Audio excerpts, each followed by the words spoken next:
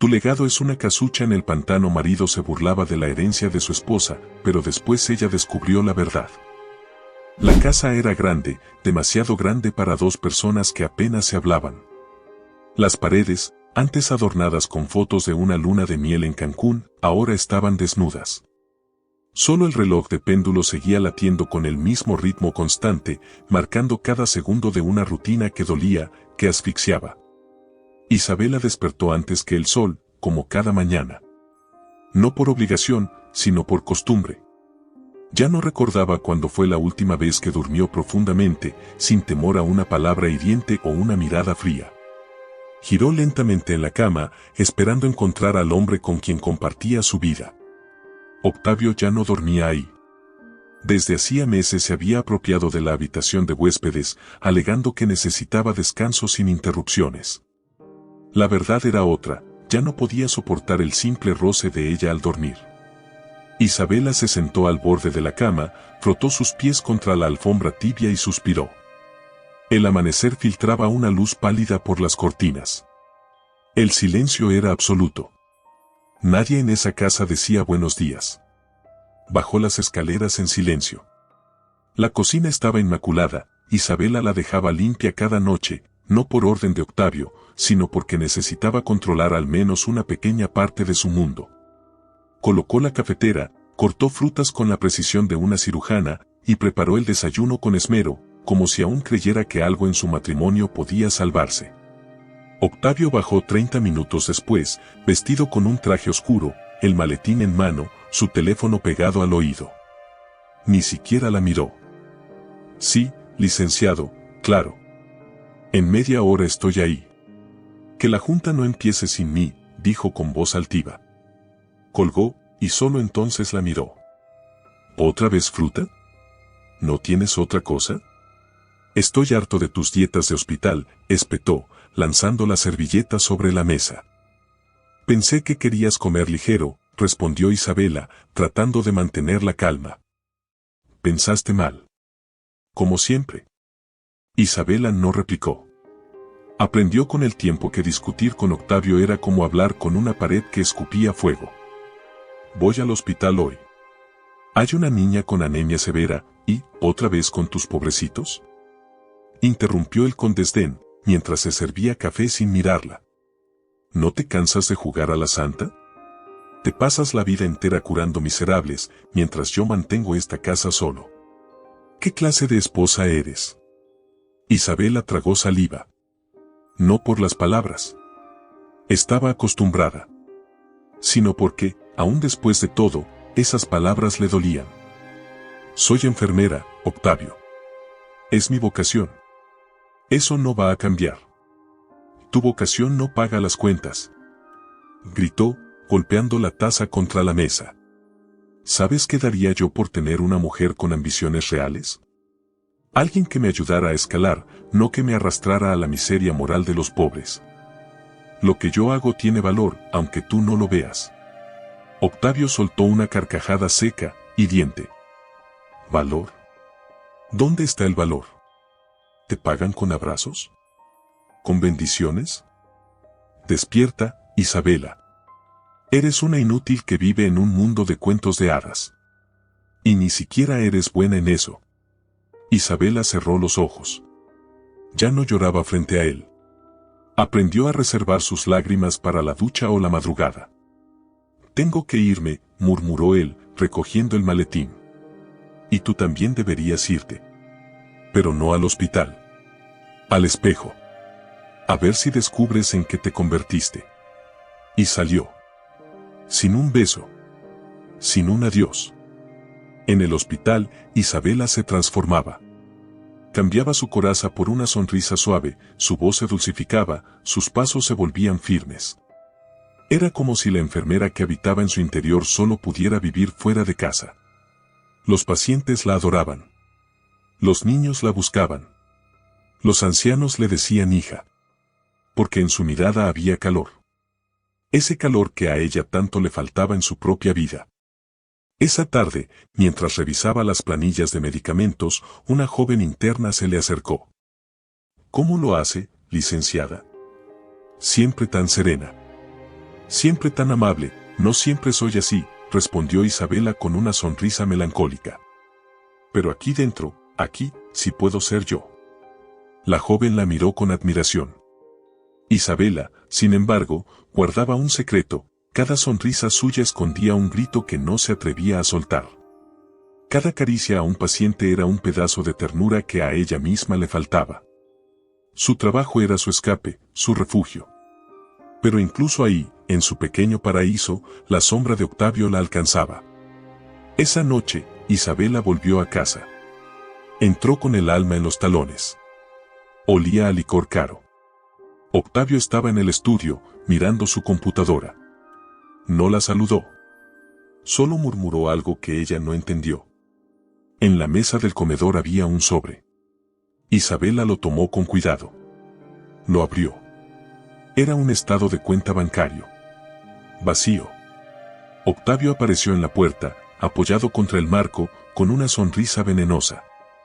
He transferido nuestros ahorros a una cuenta empresarial. A mi nombre. ¿Por qué harías eso? Ese dinero era nuestro. No seas ridícula. Yo lo gané. Tú solo lo gastas en tus caridades inútiles. Ya no más. Este hogar necesita orden. Y yo lo impongo. Isabela lo miró, herida. ¿Qué clase de hombre eres? Uno que ya se cansó de mantener a una santa pobretona. A partir de ahora, si quieres algo, gana tu propio dinero. Pero no aquí. No en mi casa. ¿Tu casa? Sí. Mía. ¿O pensaste que tu nombre en los papeles te daba poder? Isabela quiso gritar. Pero no lo hizo. Se giró y subió las escaleras. Esa noche, mientras se bañaba, lloró en silencio. Abrazó sus propias rodillas en la bañera. Y por primera vez en muchos años, se permitió imaginar una vida sin él. Al día siguiente, algo diferente ocurrió en el hospital. Un nuevo paciente llegó. Un anciano con aspecto imponente y rostro cansado. Sus ojos, sin embargo, tenían una chispa de nobleza. Don Julián del Monte. El Hospital San Felipe de Jesús olía a desinfectante, sudor y esperanza. Las paredes descascaradas y las luces parpadeantes no podían ocultar la dignidad de quienes trabajaban allí con el corazón. Para muchos, ese lugar era solo otro hospital público sin recursos. Para Isabela, era su santuario. Cada día, desde que amanecía, ella se entregaba por completo al cuidado de los demás. No había nada más puro para ella que el acto de sostener una mano temblorosa, limpiar una herida, escuchar un susurro antes de morir. Era su forma de resistir. Mientras su hogar se convertía en un infierno de gritos y humillaciones, el hospital era su refugio sagrado. Licenciada Isabela, la llamó una enfermera joven. Tenemos un ingreso nuevo en la sala 3. Lo trajeron en ambulancia privada. Infarto.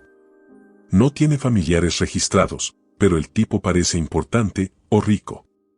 Isabela, con su andar sereno, tomó el expediente y leyó: Julián del Monte.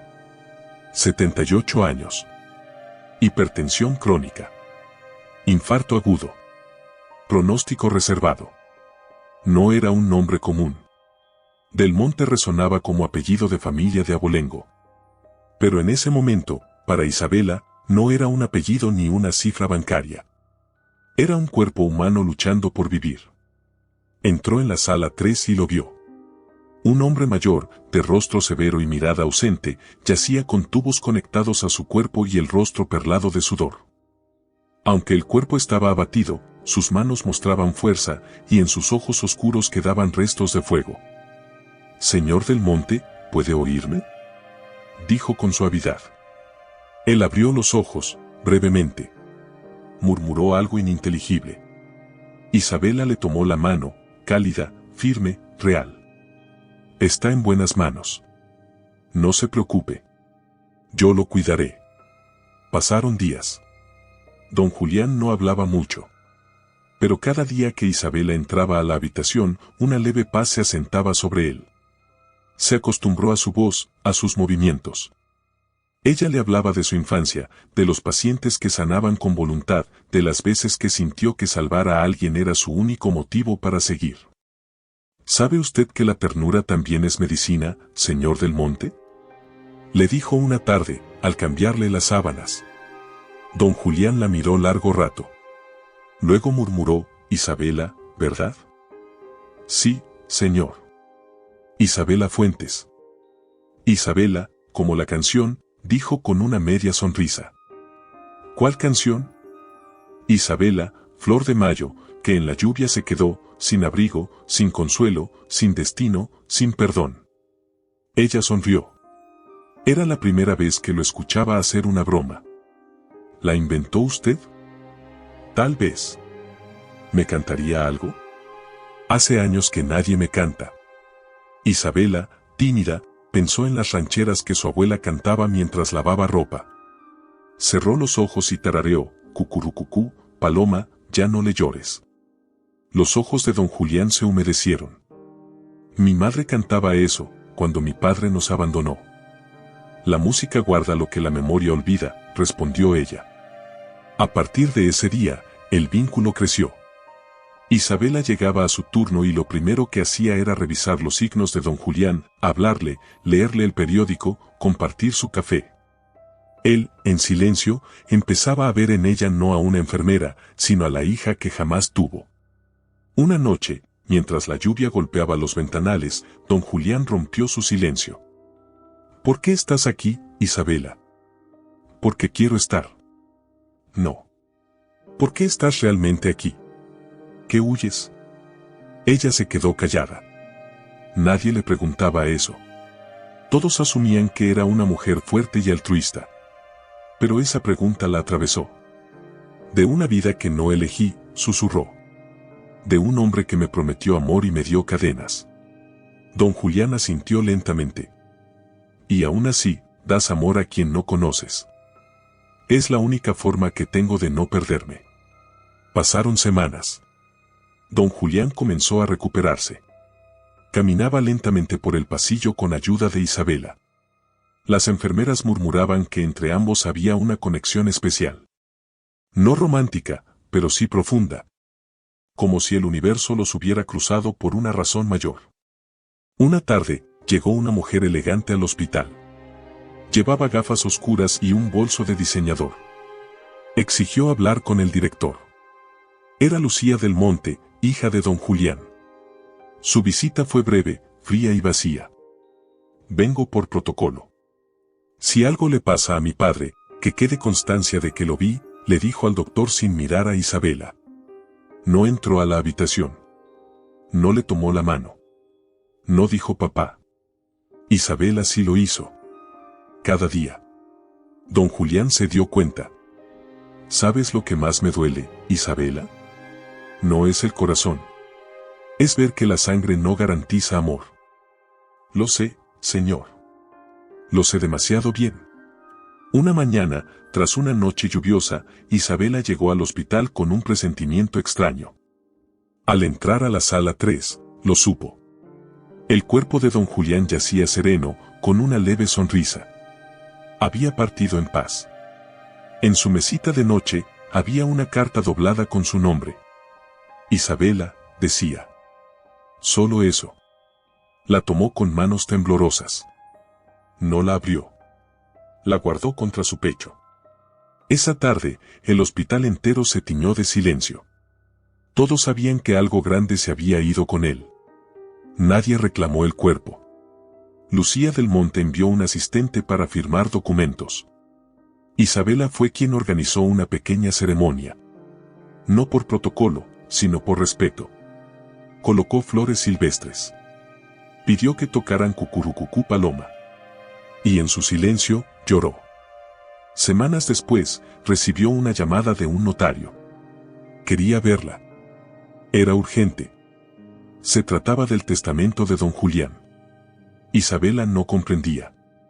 ¿Testamento? Acudió al despacho. El notario, un hombre amable, le explicó. El señor del Monte la mencionó con claridad. Dejó algo para usted.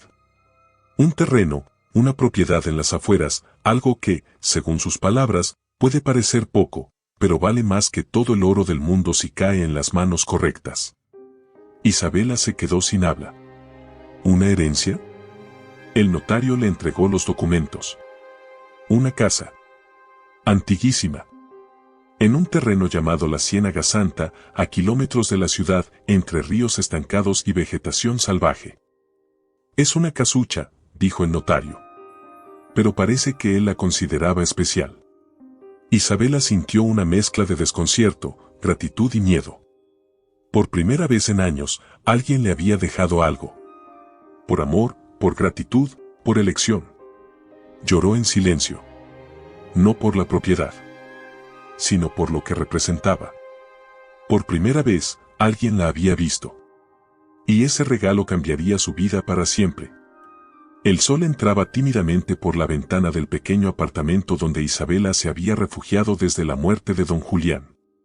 Tras su deceso, no volvió a casa de Octavio. No quería escuchar más burlas, ni ver la sonrisa despectiva con la que él celebraba cada derrota de ella. Esa vez, eligió el silencio, el duelo, el recogimiento. La carta que don Julián le había dejado permanecía intacta, sellada, como un secreto sagrado. No tenía valor material, lo sabía, pero en sus manos pesaba más que cualquier documento legal, era el testimonio de un vínculo nacido sin condiciones, sin sangre, sin intereses. Solo ternura. Pasaron 2 semanas. El teléfono del hospital sonó temprano. ¿La licenciada Isabela Fuentes? Sí, soy yo, respondió con voz cansada. Le habla Ernesto Marquina, notario público. El señor Julián del Monte la mencionó expresamente en su testamento. Necesito que venga a mi despacho cuanto antes. Isabela se quedó en silencio. Pensó que era un error. ¿Testamento? ¿Ella? ¿Por qué? Esa tarde, se presentó en la notaría, vestida con sencillez, blusa blanca, pantalón beige, cabello recogido. La recibieron con respeto. El ambiente olía a cuero viejo y papel sellado. Señora Fuentes, le dijo el notario al ofrecerle asiento.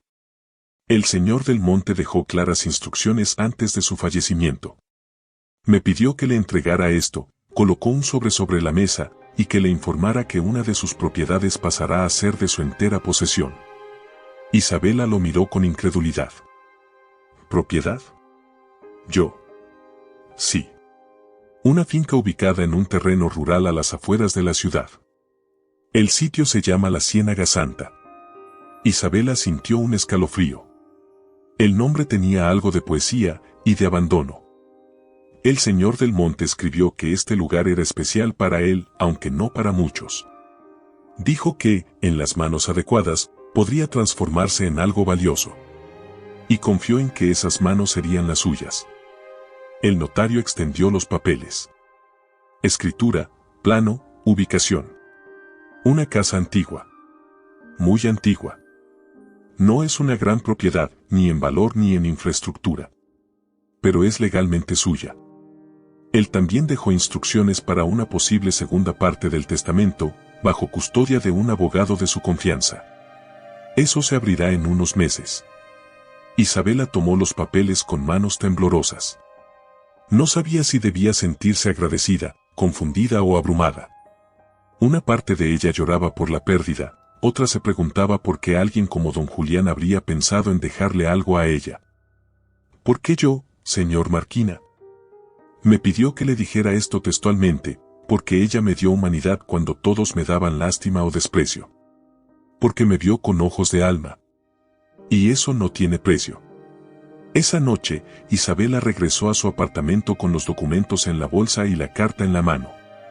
La colocó sobre la mesa, la miró durante horas. Al final, la abrió. Querida Isabela, sé que esto te tomará por sorpresa. Pero quería dejarte algo mío. No por caridad, ni por deuda. Sino por amor.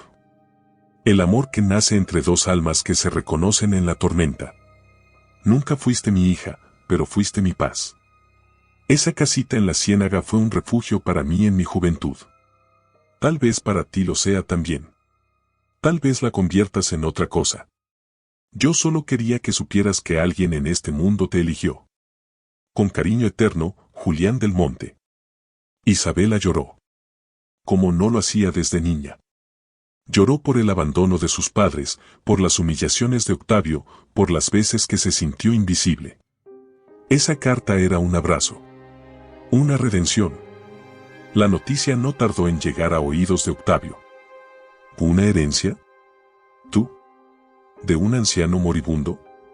Isabela no pensaba contárselo, pero el notario necesitaba firmar documentos con ambos, ya que Octavio y ella aún estaban casados legalmente. Cuando él vio los papeles, soltó una carcajada. Una finca en un pantano. ¿Qué joya te dejaste ganar? Un lodazal lleno de zancudos y humedad. Es mía, dijo ella con firmeza. Y no necesito tu opinión. ¿Tuya? Estás casada conmigo. Legalmente, eso puede ser patrimonio conyugal. Deberías mostrarme gratitud, Isabela. Yo sabré qué hacer con esa propiedad. Puedo venderla, sacarle algo. Tú no sabrías ni por dónde empezar. Isabela se mantuvo en silencio. Pero por dentro, algo comenzó a romperse. Era la primera vez que se atrevía a sostenerle la mirada. Era la primera vez que no se disculpaba por tener algo suyo. No voy a discutir contigo, le dijo con voz serena. Esta vez, me voy a permitir decidir. ¿Decidir? Respondió él, con burla. Tú no sabes ni decidir qué ropa usar. Siempre has sido una carga. Una santa inútil. Tal vez, dijo ella mientras recogía sus cosas. Pero hasta los santos tienen su día. Y el mío, acaba de comenzar. Días después, Isabela viajó a la Ciénaga Santa. El camino era difícil. Había barro, caminos olvidados, árboles retorcidos. Pero al llegar, vio la casita. Pequeña. De madera desgastada. Con techo inclinado, ventanas rotas, maleza por todas partes. Y sin embargo, hermosa. No por lo que era, sino por lo que representaba. Entró. El suelo crujió. Olía a humedad y a historia. En una esquina, una mecedora vieja. En otra, una chimenea de piedra. Todo cubierto de polvo. Pero intacto. Ese día, Isabela no sintió miedo. Sintió libertad. Ahí, en medio de la nada, había encontrado su lugar. El lugar que no tenía el nombre de Octavio, ni recuerdos que dolieran. Solo un espacio en blanco, listo para escribirse de nuevo. Y sin saberlo aún, estaba parada sobre secretos que cambiarían su destino para siempre. Octavio caminaba por el estudio como un animal enjaulado. En sus manos llevaba el testamento de don Julián, que había robado del bolso de Isabela una noche que ella dormía profundamente, agotada por su viaje al pantano. Lo leía una y otra vez, mordiéndose el labio, con los ojos inyectados de ambición.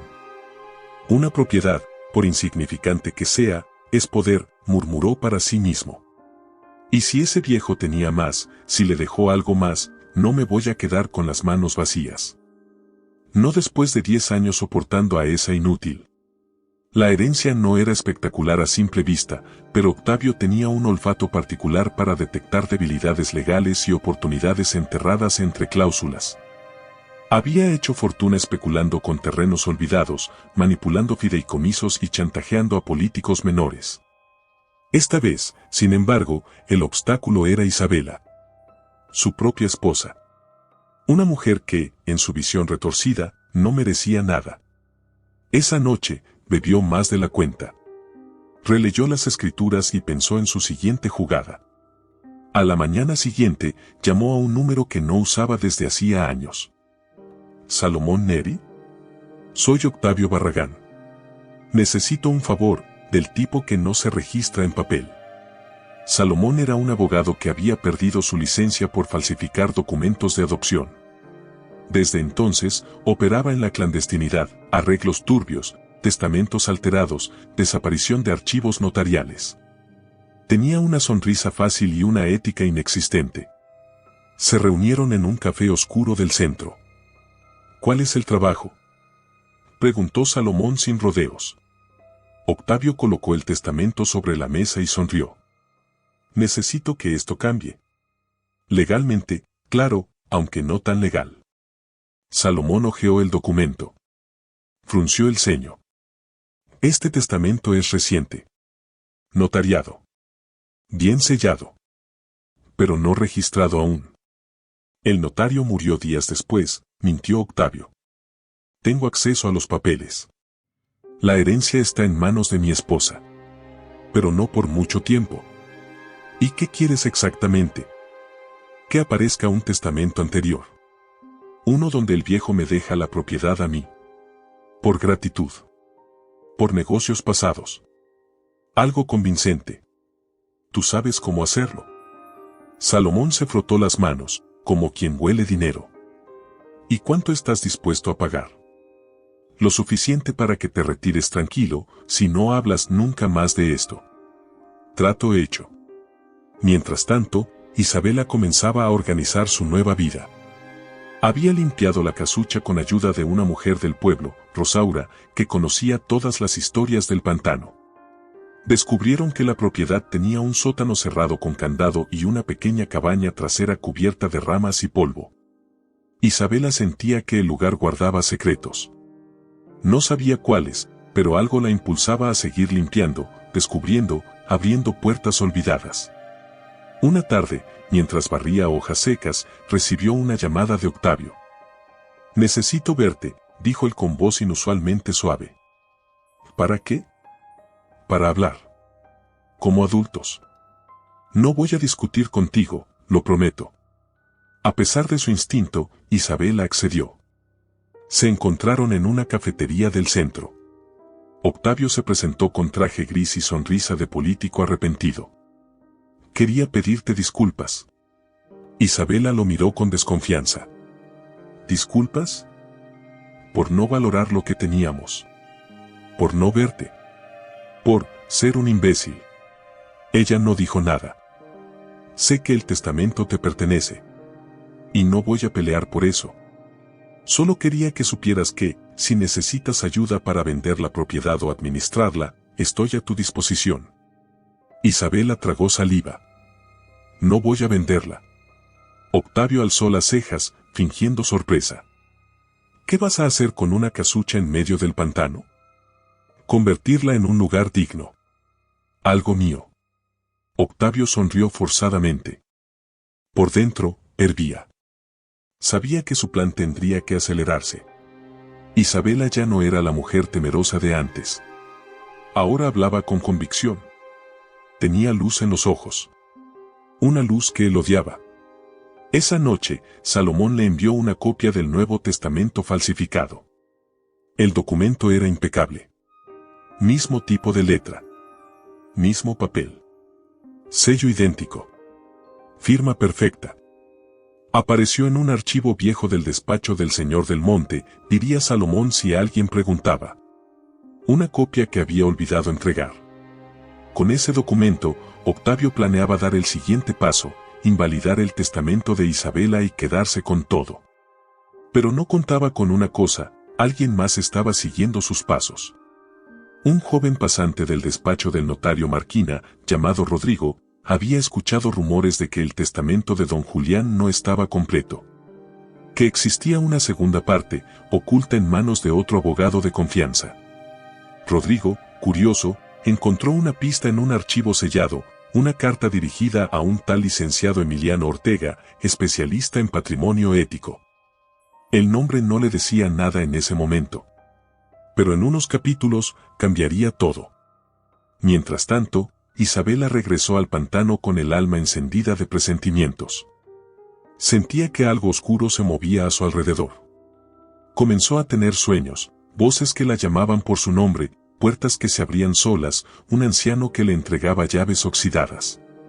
Una mañana, recibió una notificación legal. Reclamación de herencia, testamento anterior en proceso de validación. El remitente, Octavio Barragán. Isabela cayó de rodillas al leerlo. «No, no puede ser», gritó con lágrimas en los ojos. Lo entendió todo. Las disculpas. El acercamiento. Las mentiras. Octavio nunca cambió. Solo cambió de estrategia. Y esta vez, estaba dispuesto a todo. El día amaneció como un suspiro contenido en el pecho de Isabela. Sentía algo extraño en el aire, una mezcla de calma artificial y presentimiento amargo. Octavio le había dicho la noche anterior que organizaba un almuerzo familiar con algunos colegas empresarios que venían de Monterrey. No era raro. A menudo hacía reuniones en casa para pavonearse, para aparentar un matrimonio que no existía. «No puedes faltar, Isabela», le dijo con tono seco. «Vístete decente. Que no digan que tengo una esposa de barrio». Ella no respondió. Solo bajó la cabeza. En ese momento, aún no sabía que estaba a punto de vivir la humillación más brutal de su existencia. Cuando bajó las escaleras, con un vestido azul que había guardado para ocasiones especiales, Octavio la miró de arriba a abajo con desdén. «Al menos no pareces enfermera de campaña», dijo mientras bebía su whisky matutino. Isabela respiró hondo y salió al jardín, donde las mesas ya estaban dispuestas, decoradas con flores blancas y vajilla importada. Todo era perfecto. Demasiado perfecto. Llegaron los invitados, hombres de trajes caros, relojes brillantes, mujeres con risas forzadas y lentes oscuros. Todos saludaban a Octavio con respeto, lo elogiaban, lo adulaban. Y él, por supuesto, jugaba su papel con maestría. «Mi esposa, Isabela», presentó. «La joya de mi casa». Ella sonrió levemente. No por cortesía. Por supervivencia. La comida avanzó entre chistes banales y brindis vacíos. Isabela apenas comía. Algo en su pecho ardía, como una advertencia muda. De pronto, Octavio se levantó y pidió atención con una copa en alto. «Queridos amigos, tengo una noticia que compartir. Algo que, sinceramente, me costó digerir». Todos lo miraron con expectativa. Él puso cara de compasión forzada y luego lanzó la bomba. «Resulta que mi esposa fue beneficiada en un testamento». Risas, murmullos. Isabela lo miró, desconcertada. «Sí, sí», continuó él, haciendo pausas dramáticas. «Un anciano millonario, don Julián del Monte, hizo un gesto teatral, le dejó una herencia. Imaginen ustedes. ¡Qué gesto tan noble!». Los invitados rieron.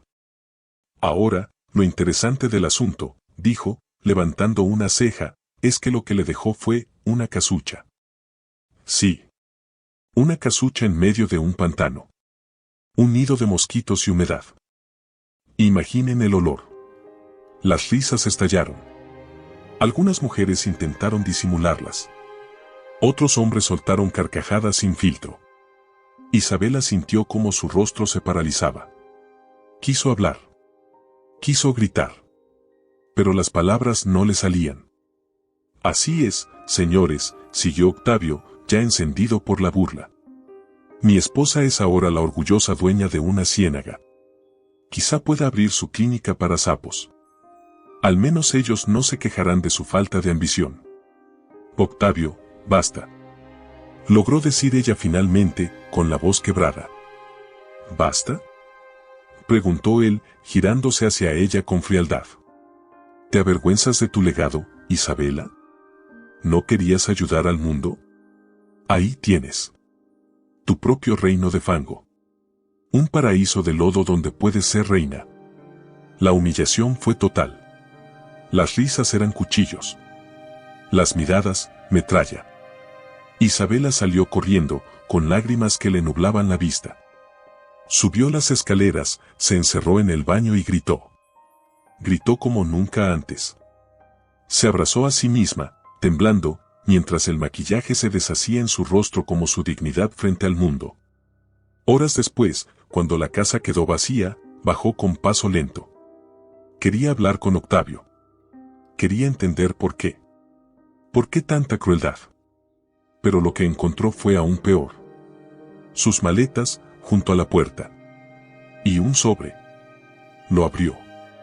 Era un documento de renuncia voluntaria a todos los bienes conyugales, firmado con una firma falsificada.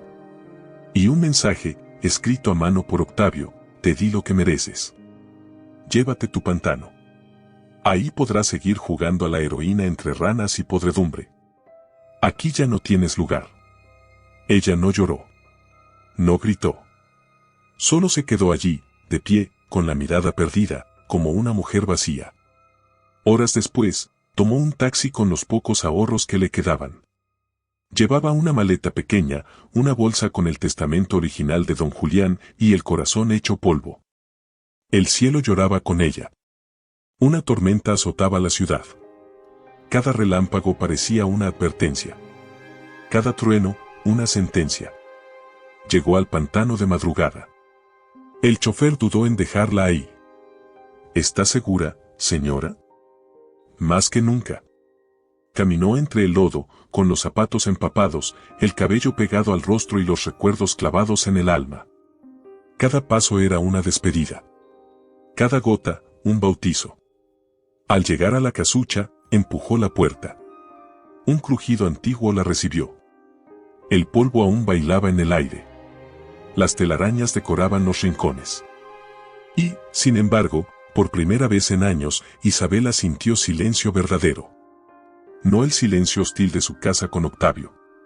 No el silencio incómodo de las miradas de burla.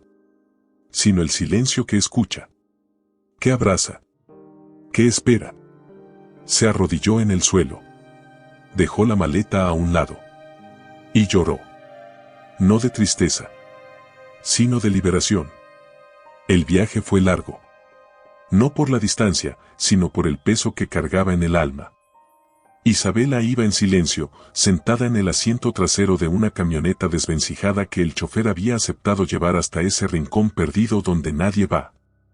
El motor rugía como un lamento antiguo, y cada bache del camino parecía golpear directamente en su corazón. Llevaba solo una maleta pequeña, una bolsa con medicamentos básicos, el diario de don Julián, la carta que él le dejó, y el eco de las palabras de Octavio aún repitiéndose en su cabeza: llévate tu pantano. Ahí podrás seguir jugando a la heroína entre ranas y podredumbre. Había llorado tanto en las últimas 24 horas que ya no le quedaban lágrimas. Solo le quedaban preguntas. ¿Cómo fue que terminó así? ¿Cómo fue que el amor se convirtió en castigo? ¿Cómo pudo haber entregado tantos años de su vida a un hombre que la despreció hasta el último aliento? La camioneta se detuvo bruscamente. Hasta aquí llego, señora, dijo el chofer. Más allá no hay camino. Usted sigue sola. Isabela bajó. El suelo era blando, cubierto de barro espeso y raíces retorcidas. El cielo estaba gris. El aire olía a agua estancada, a ramas podridas, a silencio profundo. A abandono. Caminó. Paso a paso. El lodo le chupaba los zapatos. A veces resbalaba, otras se hundía. Su cabello goteaba. Sus piernas temblaban. Pero no se detuvo. No podía hacerlo. Y entonces la vio. La casucha.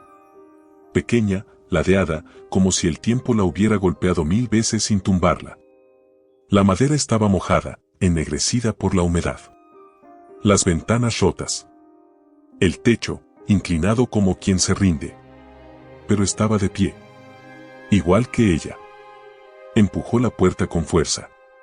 Un rechinido largo la recibió, como un suspiro de siglos. Adentro, el olor era espeso. Moho, polvo, abandono. Cada rincón estaba cubierto de telarañas. El suelo crujía. La cocina era una ruina oxidada. El cuarto tenía un catre cubierto por una manta que alguna vez fue blanca. Isabela dejó su maleta en el suelo y respiró hondo. No había más opción. Ese era su hogar ahora. Esa noche durmió con la ropa puesta, abrazando su bolsa, temblando de frío. El viento silbaba por las rendijas como voces del pasado. Afuera, el pantano croaba su letanía. Llovía. El agua golpeaba el techo como dedos desesperados. Y sin embargo, entre todo ese espanto, Isabela sintió algo que no había sentido en años: paz. Tristeza, sí. Miedo, también. Pero paz de no tener que fingir más. de no tener que sonreír para Octavio, de no tener que justificarse, ni esconder su vocación, ni mendigar afecto.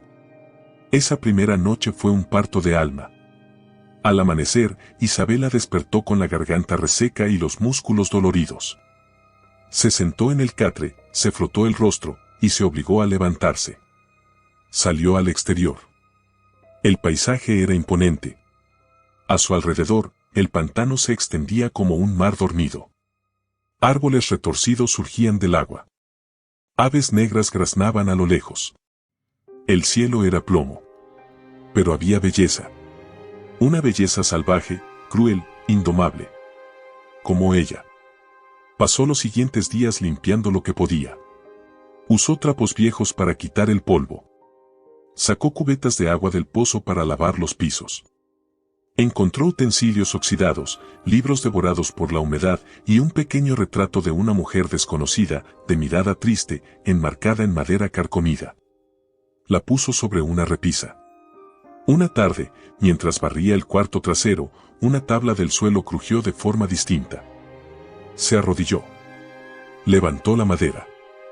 Allí, escondido, encontró un diario. Estaba envuelto en tela, húmedo pero legible. Era de don Julián. Sus manos temblaron al abrirlo. Dios me perdone por lo que escondí aquí. Esta tierra guarda más que barro. Guarda historia. Guarda pecado. Pero también redención. Si algún día alguien digno de corazón llega hasta aquí, podrá descubrirlo.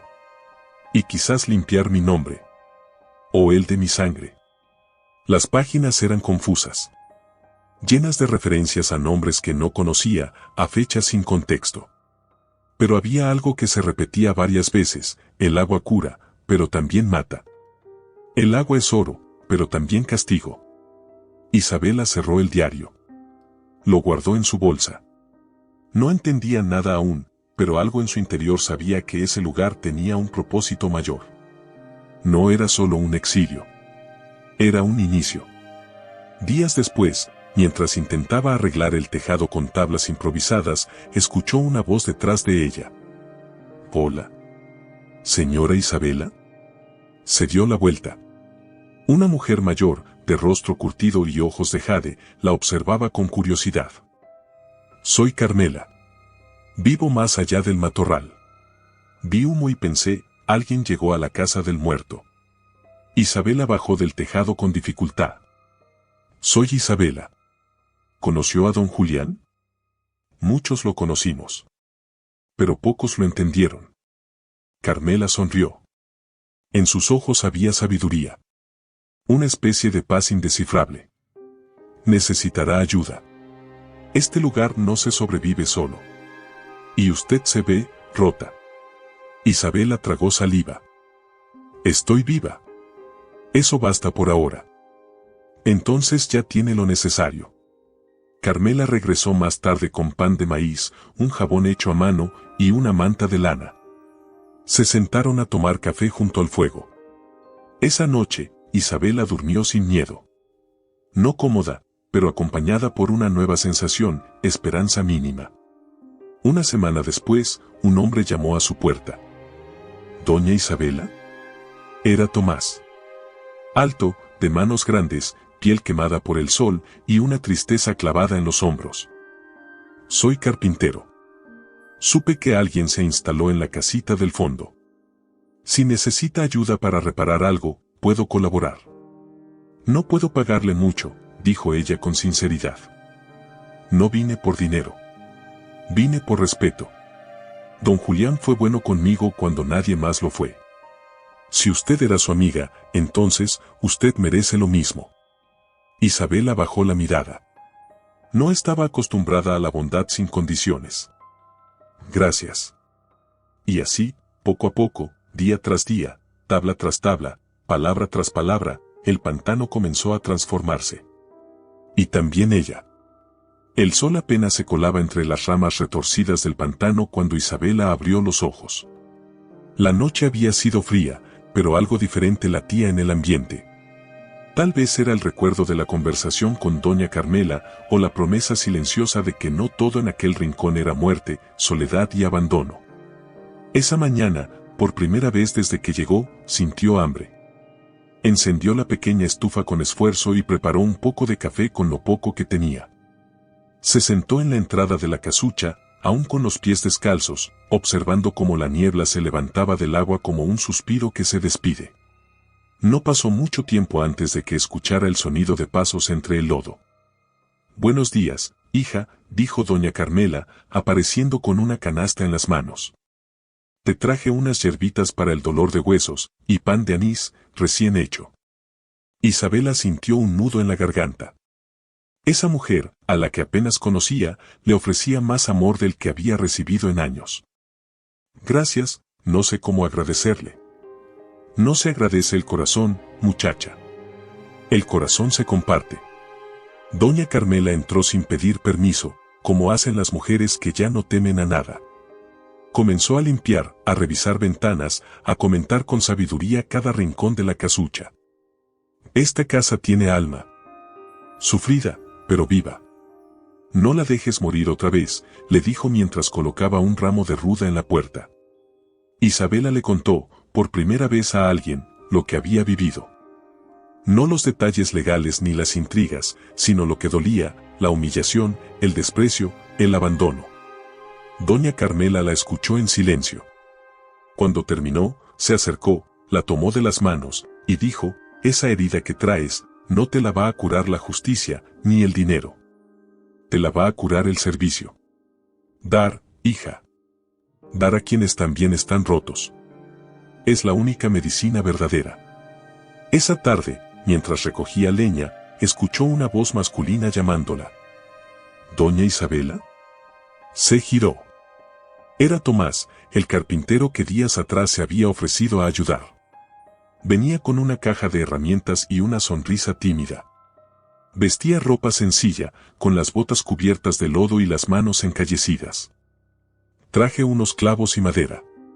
Vi que el techo trasero está a punto de colapsar. No sé cómo voy a pagarle», dijo ella con sinceridad. «No vine por dinero. Vine por respeto. Por don Julián. Por usted». Ese fue el inicio de una colaboración que se volvió rutina. Cada día, Tomás llegaba con algo nuevo: madera, clavos, bisagras.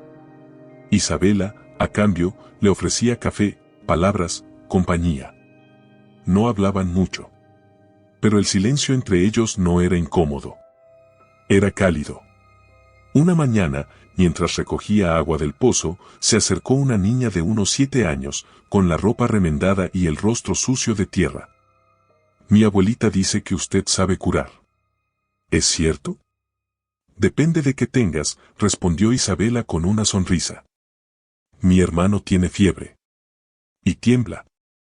Isabela no lo dudó. Recogió su bolso, con los medicamentos básicos que aún le quedaban, y siguió a la niña entre los senderos del pantano. Llegaron a una choza aún más precaria que la suya.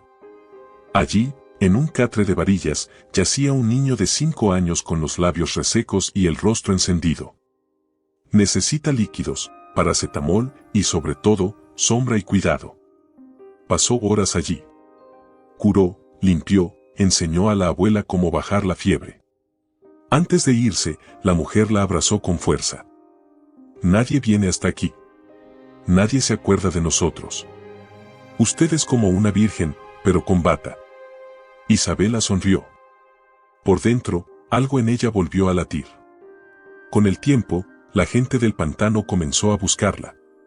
Primero fue una mujer embarazada con presión alta. Luego un hombre con la pierna infectada por una herida mal curada. Después, un anciano ciego que necesitaba gotas para los ojos. Ella los atendía a todos, con lo que tenía. A veces, solo con paños de agua y rezos.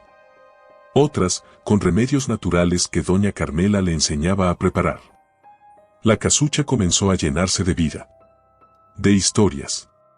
De agradecimientos. De pequeños regalos, frutas, panes, dibujos hechos por niños. Una tarde, Tomás apareció con una sorpresa: había construido una banca de madera y la colocó justo frente al pantano. «Para que vea el atardecer, como le gusta», le dijo. Ella se sentó. Él también. El cielo se pintaba de naranjas y violetas. Los insectos comenzaban su concierto nocturno. ¿Por qué me ayuda, Tomás?, preguntó de pronto. Él tardó en responder. Porque yo también me rompí. Y sé lo que cuesta levantarse solo. Guardaron silencio.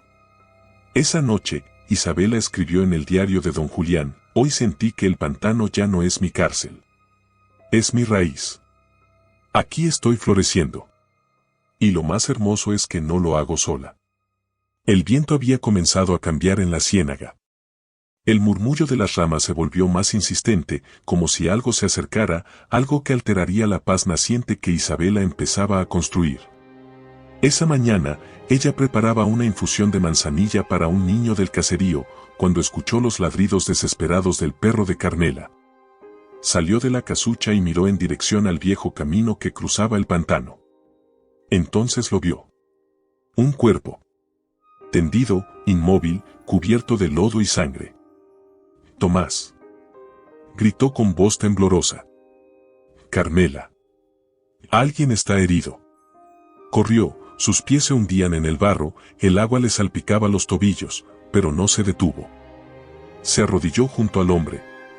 Su rostro estaba lleno de golpes, tenía una herida abierta en la sien y su respiración era débil. Está vivo, murmuró, aliviada.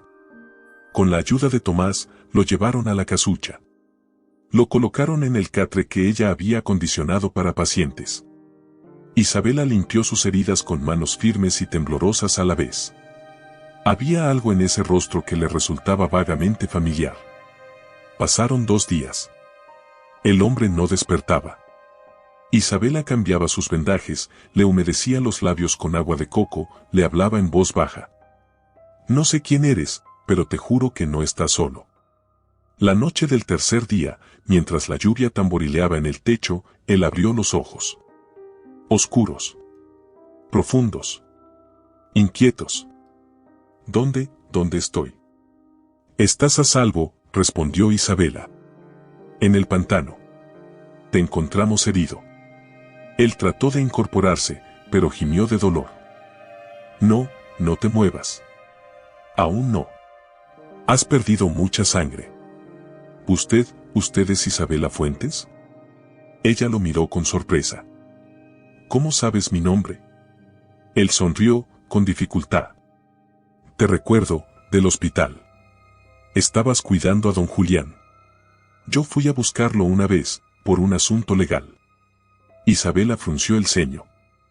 ¿Eres abogado? Emiliano Ortega. Trabajo en casos de herencias y fraudes testamentarios. Estaba siguiendo un rastro, y parece que no les gustó. ¿Te atacaron? Sí, y creo que sé quién estuvo detrás.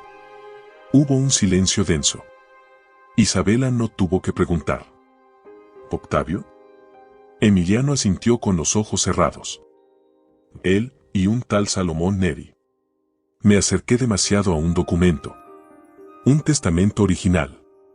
Con la firma real de don Julián. Había cuentas bancarias, tierras, una fundación. Todo a tu nombre. Lo ocultaron. Lo falsificaron. Y yo, lo descubrí. Isabela sintió que el mundo giraba. ¿Estás seguro? ¿Lo tengo todo, o lo tenía? Me robaron el maletín. Pero aún recuerdo dónde está la copia sellada. Si logramos recuperarla, tú puedes demostrar la verdad. Ella lo miró, sin aliento. Las piezas comenzaban a unirse. El ataque. La traición. El testamento. Todo tenía sentido. Tienes que quedarte aquí. Recuperarte. No puedes moverte aún. Me quedaré, dijo él. Si tú me lo permites. Claro que sí, respondió, sin saber que con esa decisión, su vida estaba a punto de cambiar para siempre. Los días siguientes fueron una coreografía de silencios compartidos. Isabela lo cuidaba con dedicación. Preparaba sus alimentos, cambiaba sus vendajes, le leía fragmentos del diario de don Julián. Emiliano escuchaba en silencio, fascinado por la fuerza silenciosa de esa mujer que había sido despojada de todo y aún así curaba con una sonrisa. «Tienes alma de tierra fértil», le dijo una noche, mientras tomaban té frente al fuego. «No sé si eso es un cumplido o una advertencia». «Ambas. Porque quien siembra en ti, cosecha eternidad». Ella sonrió, tímida. «Tú hablas como poeta. Y tú actúas como salvación». Un día, Carmela entró sin avisar, con su paso decidido. Ese hombre no solo vino herido. Vino destinado. Isabela alzó las cejas. ¿Destino? El pantano tiene memoria. Y reconoce a los que vienen a cerrar círculos. Emiliano la miró con respeto. ¿Qué círculos? Los de la injusticia. El alma de don Julián aún ronda por aquí. Y quiere descansar. Hubo un silencio largo. Pesado. Una semana después, Emiliano estaba lo suficientemente fuerte para caminar. Tomás lo ayudó a reforzar las paredes traseras de la casucha. Se ganaba el respeto de los vecinos con su humildad y su determinación. Pero una tarde, mientras tomaban aire en el nuevo banco frente al pantano, Isabela lo notó distante. ¿Qué pasa? Voy a volver a la ciudad. Necesito recuperar esa copia del testamento. Y reunir pruebas. ¿Y si te pasa algo? Confía. Esta vez no estaré solo. Y volveré. Te lo prometo. Ella bajó la mirada. Volver duele más que irse. Entonces no me iré del todo, dijo, sacando un sobre. Aquí están los nombres de los implicados. Y las direcciones. Si me pasa algo, tú sabrás qué hacer. Isabela lo tomó con las manos temblorosas. Volveré, repitió él, mirándola a los ojos. Porque este pantano, ya es mi casa también. El cielo amaneció con un tono gris opaco, como si la tierra se negara a revelar sus secretos. Isabela, después de acompañar a Emiliano hasta la entrada del pantano para su regreso temporal a la ciudad, regresó a la casucha con un peso en el pecho. La despedida había sido breve, pero sus ojos lo habían dicho todo, no querían separarse. No ahora. No después de haber compartido tanto. Volveré, le había prometido Emiliano, tomando su mano con firmeza. Y cuando lo haga, traeré la verdad conmigo. Isabela se quedó observando su figura alejarse hasta que desapareció entre la niebla. Esa noche, el pantano susurraba con una intensidad diferente. El viento gemía entre los árboles, las ranas croaban como si recitaran salmos olvidados, y la casucha entera parecía respirar. Isabela no podía dormir. Caminaba de un lado a otro, sintiendo una tensión invisible en el aire. Una ansiedad que no podía explicar. Alrededor de la medianoche, tomó la linterna de aceite y bajó al sótano por primera vez. La trampilla crujió con un sonido áspero, como si se resistiera a ser abierta. Bajó los escalones de madera con cautela. El sótano era oscuro, angosto, con un olor a humedad que cortaba la respiración. Allí, entre cajas viejas, encontró un baúl sellado con un candado oxidado. Corazón en la garganta, Isabela corrió a buscar una tenaza. Forzó el candado hasta que se dio con un chasquido seco. Dentro del baúl, cuidadosamente envueltos en tela de lino, encontró documentos, cartas y un sobre con el nombre de Julián del Monte escrito a mano. Sus dedos temblaban al abrirlo. Leyó. Si alguien está leyendo esto, es porque yo ya no estoy. Pero mis errores siguen vivos. Esta propiedad no es solo una casa vieja. Esconde bajo su tierra un manantial de aguas termales. Lo descubrí cuando era joven, antes de hacer fortuna, cuando venía a este lugar a pensar en mi fracaso. Lo mantuve en secreto. Me pertenecía. Lo protegí del mundo y de mi familia. Pero lo que no pude evitar fue la codicia. Mis hijos supieron del agua. Me presionaron para explotarla, para vender el terreno a extranjeros. Me negué. Me lo juré a mí mismo, esta tierra sería para alguien que sanara, no que lucrara. Si has llegado hasta aquí, es porque eres esa persona. Las escrituras verdaderas están ocultas bajo la chimenea. Y los planos en el reverso de esta carta. Isabela se llevó la mano a la boca. Un manantial. Una fuente de agua medicinal, enterrada bajo el suelo en el que ahora caminaba todos los días. Volvió a subir y, sin pensar dos veces, desmontó la base de la chimenea de piedra. Le llevó horas, sus manos se llenaron de heridas y polvo, pero lo encontró. Un compartimiento oculto. Y dentro, un tubo de cobre con documentos perfectamente sellados. Escrituras originales. Firmas notariales. Planos. Todo auténtico. Al día siguiente, doña Carmela apareció con su instinto afilado. Tus ojos brillan distinto. ¿Qué encontraste? Isabela la abrazó. Lloró en su hombro. Le contó todo. Carmela la escuchó con la seriedad de una anciana que ha visto todo en esta vida. Sabía que esta tierra tenía voz. Pero no imaginé que su canción fuera tan poderosa. ¿Qué hago ahora? Protégete. Cuídalo. Y cuando Emiliano vuelva, muestren al mundo que aquí hay más que barro. Hay justicia esperando ser nombrada. Mientras tanto, en la ciudad, Emiliano se infiltraba en el despacho donde creía que aún se guardaba una copia del testamento original. Con ayuda de un viejo colega, logró entrar fuera de horario.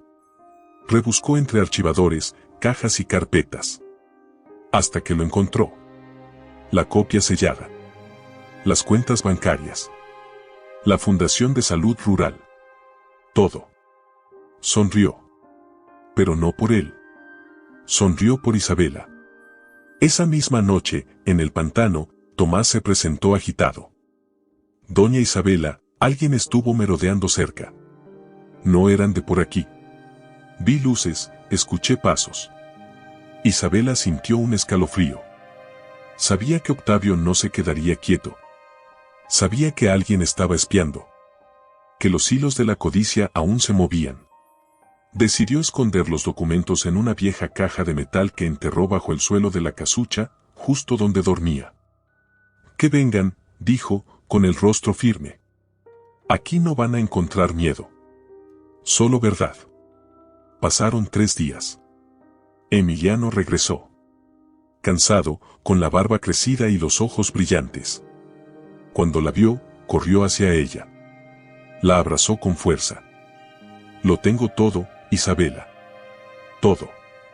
Ya no somos palabras. Somos pruebas. Ella lo miró, con lágrimas contenidas. Y yo también tengo algo que mostrarte.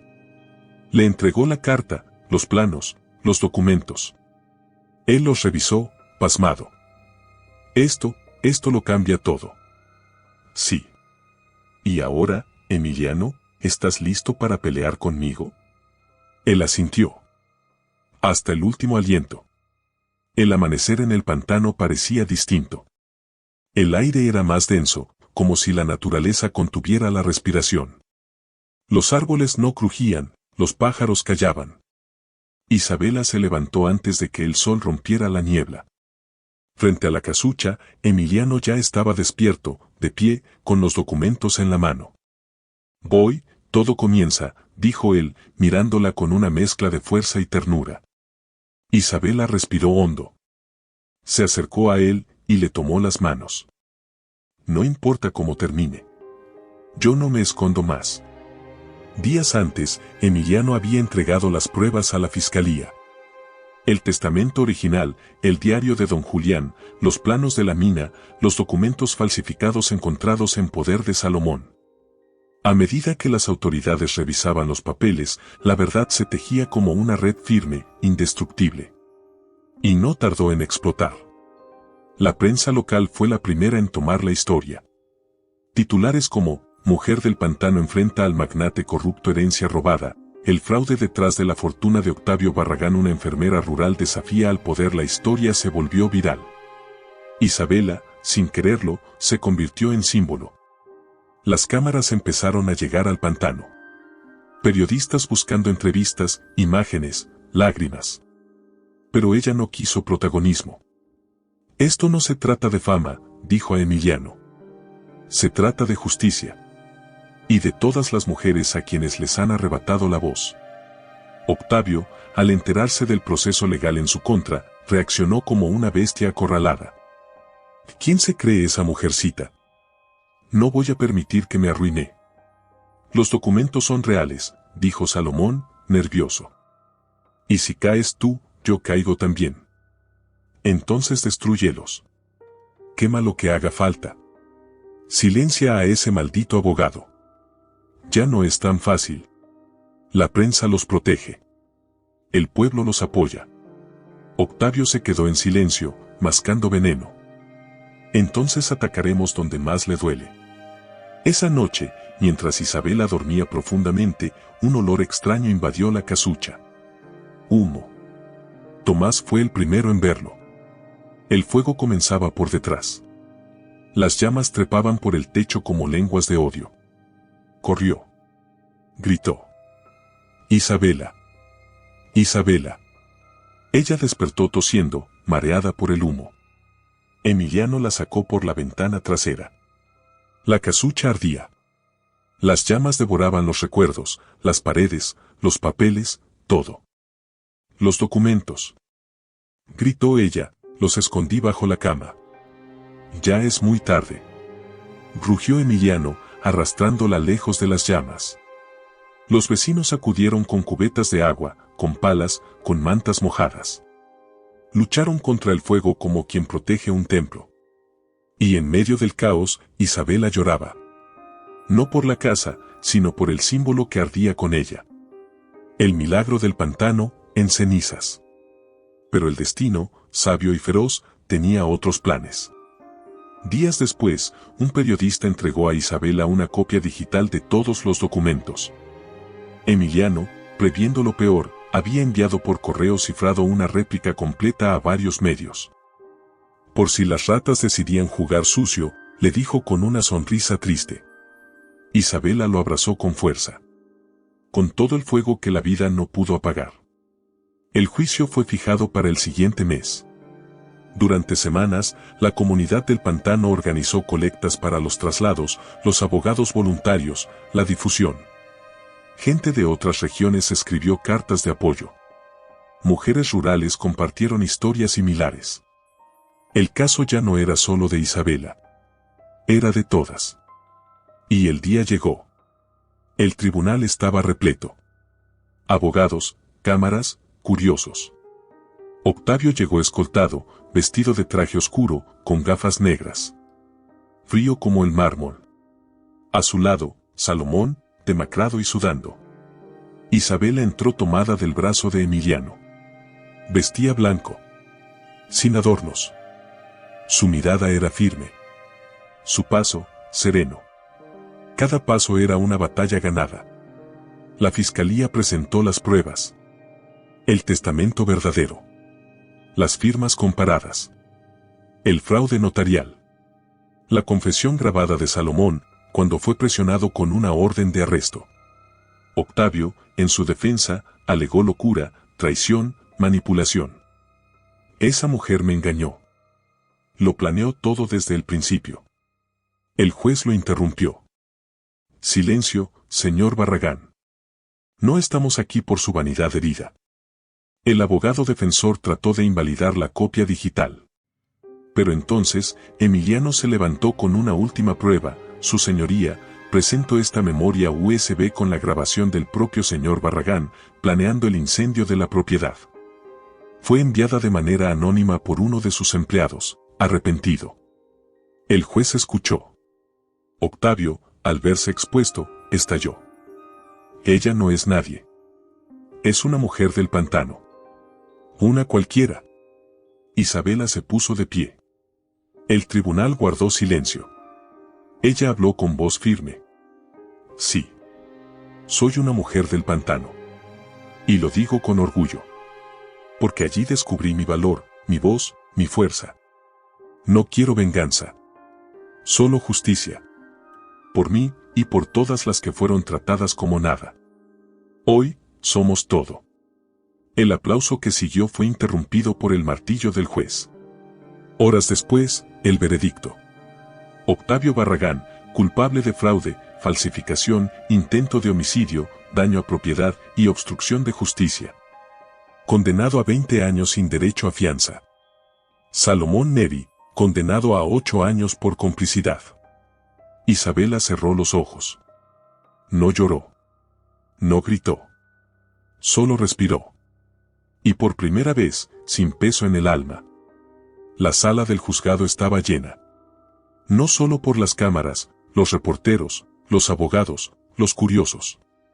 Estaba llena de historia, de lucha, de nervios. Estaba cargada de lo invisible, el clamor de las mujeres que nunca fueron escuchadas, el dolor de los pueblos olvidados y la sangre derramada en nombre del poder. Isabela entró por la puerta principal. De blanco. No como una novia. Como un símbolo de verdad.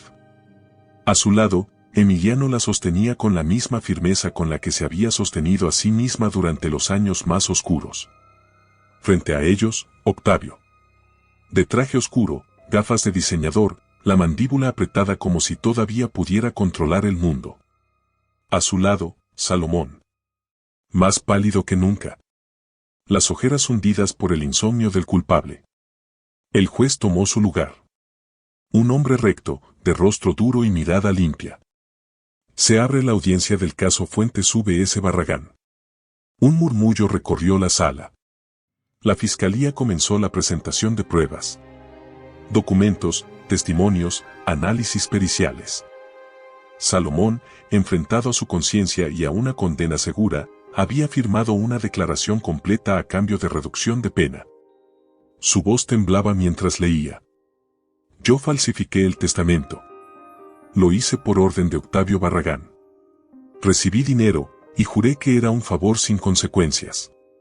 Pero el favor se convirtió en crimen. Y el crimen en infierno. El abogado defensor intentó interrumpir. Alegó presión psicológica, manipulación mediática, ambiente hostil. Pero el juez lo calló con un solo gesto. Los hechos no se discuten. Solo se enfrentan. Llegó el turno de Emiliano. Se levantó con los documentos en mano. Honorables presentes, dijo con voz firme. Aquí están las pruebas del verdadero legado de don Julián del Monte. Aquí está la historia escrita no solo con tinta, sino con humanidad. Esta mujer, Isabela Fuentes, no solo recibió una propiedad, recibió una responsabilidad. Y la cumplió. Mostró las escrituras originales, los planos de la mina, las cuentas congeladas. Todo. El público murmuraba. Algunos lloraban. Otros grababan con sus celulares. Los noticieros transmitían en vivo. El país entero observaba. Y entonces, el juez pidió la palabra de la víctima principal. Isabela se levantó. Caminó al estrado. Miró al juez. Luego a Octavio. Y finalmente, al público. Su voz fue suave al inicio. Pero cada palabra crecía. Se volvía llama.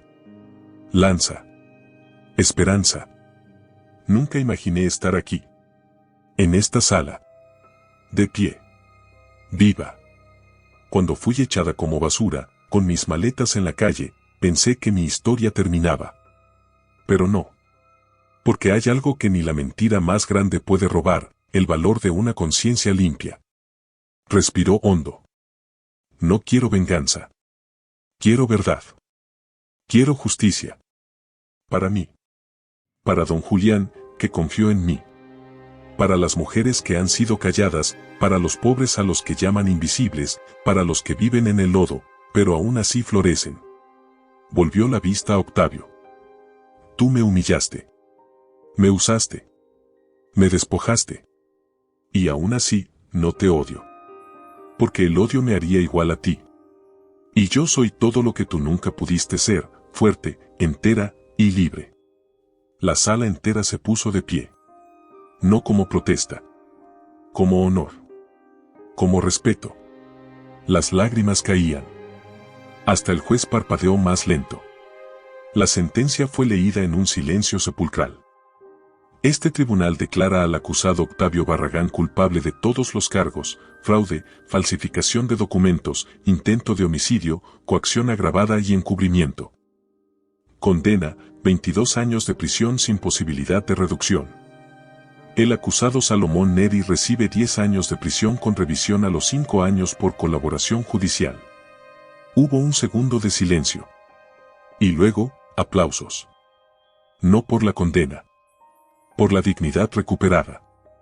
Al salir del juzgado, Isabela fue rodeada por periodistas. Ella solo dijo, mi nombre es Isabela Fuentes. Y ya no tengo miedo.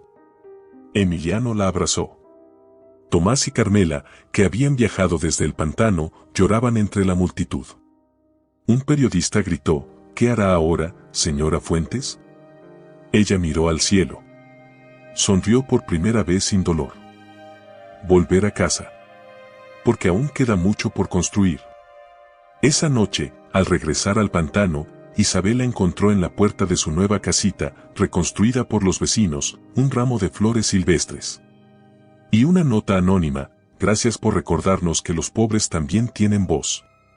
Y que el barro puede ser cuna de milagros. La mañana después de la sentencia, el pantano amaneció distinto. No era una ilusión. El aire era más claro, el sol caía con dulzura sobre las aguas, y los árboles, antes silenciosos, parecían susurrar un canto nuevo. Isabela, de pie en la entrada de la casucha reconstruida por las manos agradecidas del pueblo, respiraba hondo. Por primera vez en mucho tiempo, sentía el cuerpo liviano. Hoy sí es el primer día del resto de mi vida, susurró para sí, con una sonrisa que ya no temía romperse. Emiliano la observaba desde la banca que construyó Tomás, aquella donde tantas veces la escuchó sin decir nada. Ahora, sus ojos hablaban, amor, gratitud, futuro. Tenemos tanto por hacer, dijo él, acercándose. Lo sé, respondió ella. Pero ahora no tenemos miedo. Y eso, es poder. Las semanas siguientes se convirtieron en un torbellino de trabajo, ilusión y comunidad. Isabela se negó a reconstruir la casucha solo como vivienda. Quería que fuera un símbolo. Un santuario. Un centro donde la vida pudiera florecer de verdad. Así nació el proyecto, la Casa del Renacer, un espacio que tendría múltiples funciones, todas guiadas por un mismo espíritu, servir. La casa principal fue transformada en clínica rural, con ayuda de médicos voluntarios que conocieron su historia por la televisión. Una enfermera jubilada llegó desde Guadalajara.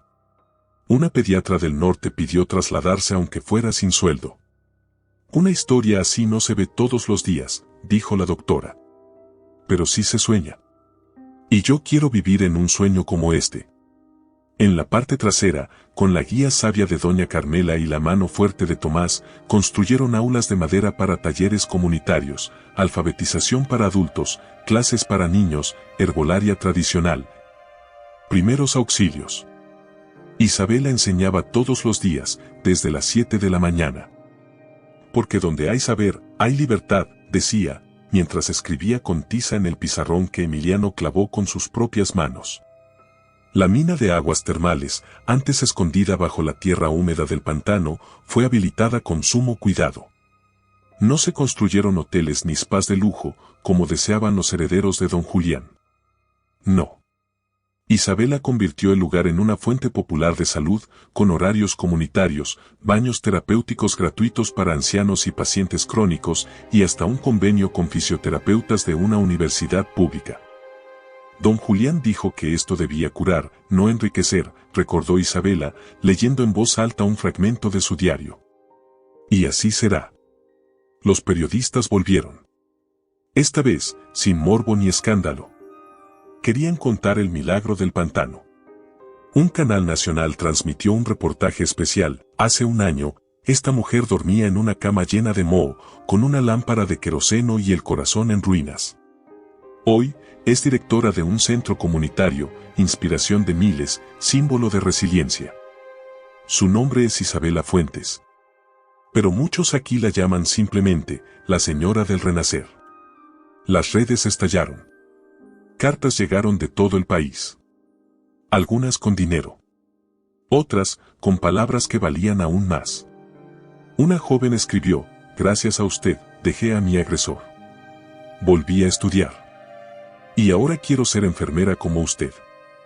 En la inauguración oficial del centro comunitario, Isabela leyó un mensaje escrito de puño y letra por una niña del caserío: aquí aprendí que no soy poca cosa. ¿Qué valgo? ¿Qué puedo soñar? Isabela lloró frente a todos. No por tristeza. Por una emoción más pura. Más alta. Más real. Emiliano, por su parte, renunció a su vida urbana. Se instaló en el pantano. No como un sacrificio, sino como una elección. Aquí te encontré, Isabela. Aquí nos rescatamos. ¿Dónde más podría ser feliz? Abrió una oficina jurídica gratuita, donde daba asesoría legal a comunidades rurales. A veces atendía en bancos de madera, debajo de un árbol. Otras, sentado sobre piedras junto al río. Pero siempre con la misma convicción, que el barro no ensucia la justicia, la enraiza. Un año después del juicio, el pueblo celebró su primer festival local, el Festival del Lodo, una fiesta llena de color, música, bailes y orgullo comunitario. Había un desfile con flores, disfraces de ranas, competencias de recetas tradicionales y talleres de poesía rural. ¿Quién diría que el pantano nos iba a unir tanto?, preguntó Tomás, con los ojos brillantes. Porque el barro nos obliga a caminar lento, respondió doña Carmela. Y al ir despacio, nos vemos de verdad. Esa noche, al terminar la fiesta, Isabela se sentó sola un momento frente al fuego. Sacó de su bolso el retrato de don Julián. Lo colocó en una mesita, junto a una vela encendida. Gracias por confiar en mí. Ojalá donde estés, sepas que tu herencia no fue una casucha. Fue el renacimiento de un pueblo. La vela parpadeó. Una brisa cálida acarició su rostro. La lluvia suave bendecía el pantano esa mañana. No era tormenta, no era castigo. Era caricia del cielo. Como si Dios mismo aprobara lo que estaba por suceder. Isabela se miró en el espejo rústico de su casita. Llevaba un vestido blanco de lino, sencillo pero hermoso, bordado a mano por las mujeres del pueblo. Su cabello, suelto, adornado con flores silvestres. No llevaba joyas, no necesitaba. Voy, no me caso con un hombre, susurró a su reflejo. Me caso con la vida que elegí. Doña Carmela entró en silencio. Ya están todos afuera, mi niña. El pueblo entero está esperándote. Isabela la abrazó. Fuerte. Como si pudiera guardar ese momento en el alma. Gracias, Carmela. Por no dejarme hundir cuando no sabía ni flotar. Tú ya tenías alas, solo no sabías que sabías volar. Emiliano aguardaba bajo un arco de ramas y flores frente a la fuente termal. Iba vestido de manera humilde, con camisa clara y los ojos llenos de agua. Cuando la vio llegar, supo que nunca más estaría solo. La música la tocaban los niños del caserío con instrumentos que ellos mismos construyeron, flautas de caña, tambores de madera, maracas de semillas. Isabela caminaba descalza, pisando la tierra mojada que un día la recibió como exiliada, y que ahora la celebraba como reina. Se detuvo frente a Emiliano. ¿Estás segura?, preguntó él, con una sonrisa temblorosa. Como nunca estuve de nada, respondió ella, mirándolo con un amor que quemaba. El juez comunitario tomó la palabra. Ante la tierra, el agua, y estos testigos, los declaro compañeros de vida. Que el pantano no los separe. Que sus raíces se entrelacen. Que su amor no sea perfecto, sino verdadero. Los aplausos se mezclaron con gritos, risas, y más de una lágrima. Los niños lanzaron pétalos. Tomás, emocionado, tocó una canción con su vieja guitarra. Y Carmela susurró a los cuatro vientos, que viva el renacer del amor. Meses después, la casita de Isabela y Emiliano se llenó de nuevos sonidos, el llanto de un bebé. La hija que tanto esperaron llegó en una madrugada tibia, bajo la luna llena. La llamaron Luz del Monte. Porque tú eres eso, mi niña, le dijo Isabela al cargarla por primera vez. La luz que brotó del barro. El milagro después de todo. Emiliano no pudo evitar llorar. La tomó entre sus brazos.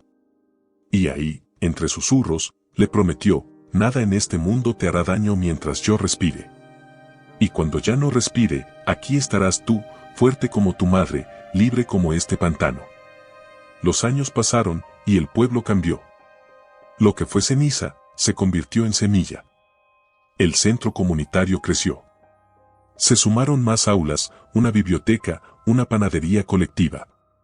Isabela, aunque más pausada, nunca dejó de servir. Seguía enseñando, sanando, escuchando. Pero su mayor tarea era amar. A su hija. A Emiliano. A sí misma. Un día, mientras Luz jugaba en el lodo con otros niños, Isabela se sentó frente al agua tranquila. El atardecer pintaba el cielo de oro y rosa. Carmela, ya mayor, se sentó a su lado.